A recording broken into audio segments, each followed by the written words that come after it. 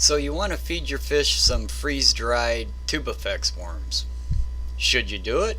Should you not do it? I don't know. Kind of depends on who you talk to, but I will tell you what I figured out in my research. Alright, let's talk about, first of all, what is a Tubifex worm? Well, they're a tubular worm, just like the name states. They're a sedimentary worm, which means they anchor themselves into some kind of substrate, usually in the sediment, and they feed out of the water column. A lot of the controversy comes into as a species in general of these worms, they're found in some not really good places. You'll see on the internet about how they're in sewers, they're in the affluent of just some really bad places. So that created a little bit of controversy. For the purpose of this video though, we're not really talking about feeding the live worms, we're talking about feeding the freeze-dried version of this worm. One of the biggest problems with feeding live Tubifex worms is there is a chance of parasitic transferal, but you stand the chance of any of that with any live food. I mean, that's one of the dangers of feeding most live foods. But this is not what this video is about. This video is about feeding the freeze-dried version. I'm just throwing it out there, but in all my research I have yet to find a documented case of a parasitic transferal from a freeze-dried Tubifex worm to a fish tank. One of the biggest things you're going to hear from the people that don't want you to feed Tubifex worms is that they're too high in fat compared to their protein levels, and they're just simply not nutritious. So me being me, I had to take a look at that. Alright, this is the back label of a very popular, just regular, normal, everyday flake food. It's one I use in my fish room on a daily basis. This is my go-to flake food. And you'll see it has a minimum crude protein of 46% and a minimum crude fat of 11%. The minimum crude fat, you know, they don't list a maximum. I really wish they did, but yeah, they do the minimum crude fat.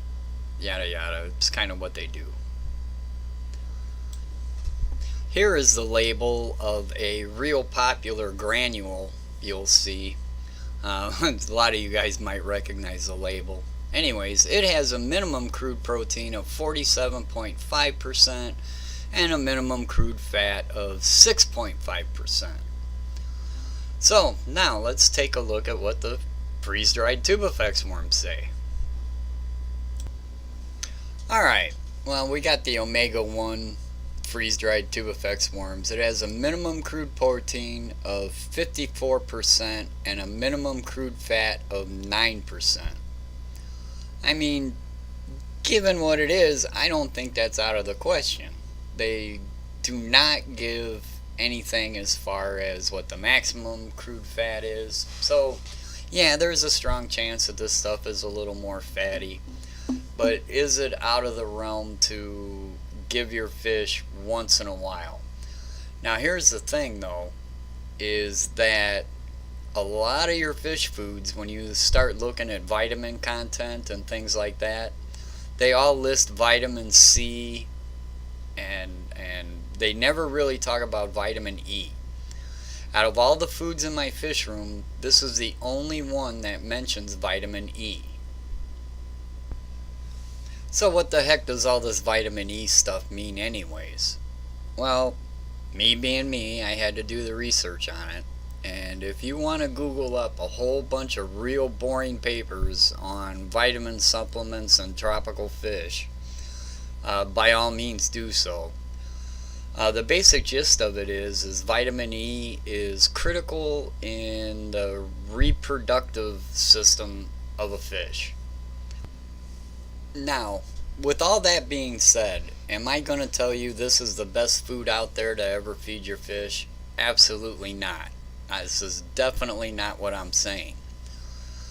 Although, what we do know is that feeding a variety of foods definitely improves your overall fish's health.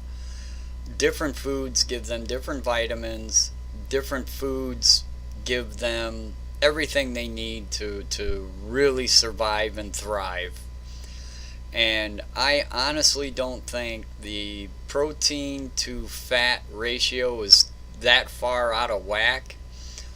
And the results I have seen in my fish, it makes sense for me to feed this food. It's not the end all, it's not the greatest food out there, absolutely not. It's definitely a treat. This is not something I give this to my fish once a week. And here's the thing, you can have the best food on the market as far as the numbers go, but if your fish don't eat it, it doesn't do you any good. And the thing about freeze-dried Tubifex worms is your fish are definitely gonna eat it. I recommend, as far as feeding this food, is if you're gonna do the stick it on the side of the glass method, to cut them in half. It's just way better. A full cube doesn't stick very well, and unless you've got a big tank with a lot of hungry fish, cutting them in half will be way better for you. So then you just take that half you just cut and you do just like the instructions say. You stick it to the glass and squeeze the bubbles out. Make sure quite a few bubbles come out. And you can see it doesn't take long. The fish will find it's there, and they'll just keep picking it apart till they get it all.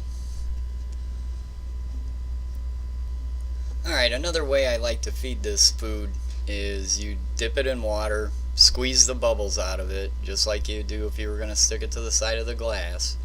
But then you take it back out of the water and you try to squeeze all the water back out of it.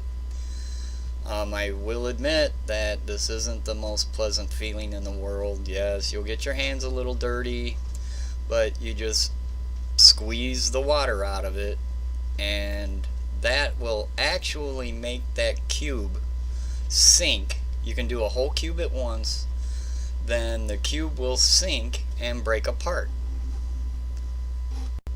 After you've rolled that thing around in your fingers to the point where you start to question how much you like your fish, you just simply dump it in water, and you can see it breaks up fairly easy, and it just turns into a whole bunch of individual worms.